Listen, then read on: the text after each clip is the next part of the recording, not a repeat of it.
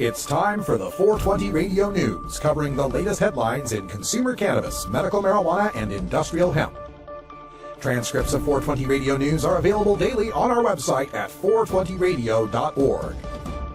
Now, here's Russ Belville with your marijuana headlines in 4 minutes and 20 seconds. This is your 420 Radio News for Tuesday, January 6, 2015.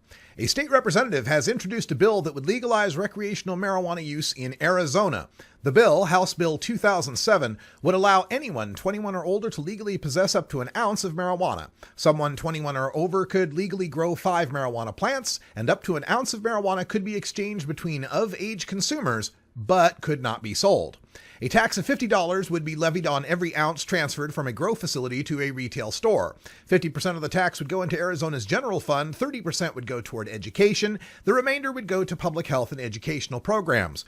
Public smoking would continue to be banned, and landlords would have the right to ban not only cultivation but also consumption of marijuana in their rentals. Employers would still be allowed to discriminate against marijuana consumers in hiring. The group gathering signatures to legalize marijuana in Mississippi has scheduled a town hall meeting Friday at Eudora Welty Library in Jackson to answer questions about its ballot initiative, and the petition will be available for signatures. The ballot initiative, if approved, would allow the use, cultivation, and sale of cannabis and industrial hemp for persons 21 years or older. Mississippi for Cannabis will try to collect more than 107,000 signatures of registered voters to get the ballot initiative measure on the November 2016 ballot. The group's town hall meeting is scheduled from 2 to 3 p.m. on Friday at the downtown library. Kelly Jacobs, sponsor of the initiative ballot effort, said the group has until October 2nd, 2015 to collect the needed signatures to get the measure on the November 2016 ballot. If not, they have until December 29th to gather sufficient signatures of registered voters to get the measure on the November 2017 ballot. Colorado yesterday began a $5.7 million advertising campaign for marijuana awareness. The campaign, entitled Good to Know, is aimed at educating the state's citizens without alienating them. The state of Colorado is spending $5.7 million to educate citizens about the responsible use of marijuana in a major public campaign beginning this month. The Good to Know initiative will utilize radio broadcasts, newspapers, and the internet, USA Today reports. The campaign apparently has a folksy and relatable tone to it, with one of the radio spots featuring a rhyming cowboy and banjo music. Colorado's Chief Medical Officer Dr. Larry Wolk says its goal is to educate without alienating. According to a survey on marijuana use and perceptions done along with the campaign, only 27% of Coloradoans realize it's illegal to smoke marijuana in public, and only 23% know that one must be 21 years of age to purchase it.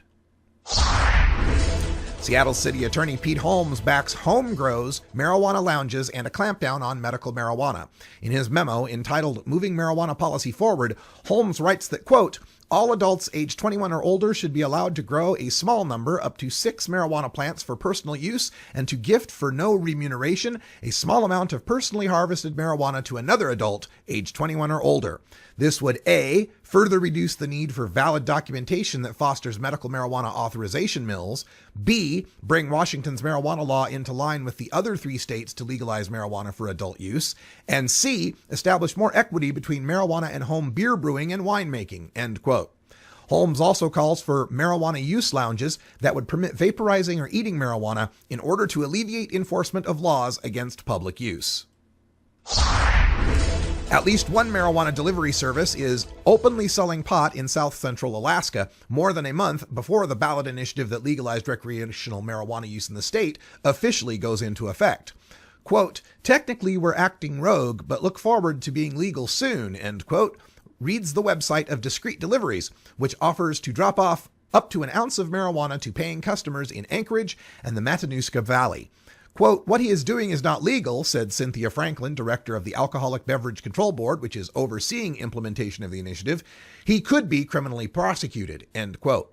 Anchorage Police Department Chief Mark Mew agreed, saying, quote, people who jump the gun on this issue do so at their own risk. We can never give people permission to break the law. The marijuana laws in Alaska have not yet changed. People who break the current laws are still subject to being prosecuted, end quote. This has been your 420 Radio News for Tuesday, January 6, 2015. I'm Russ Belville.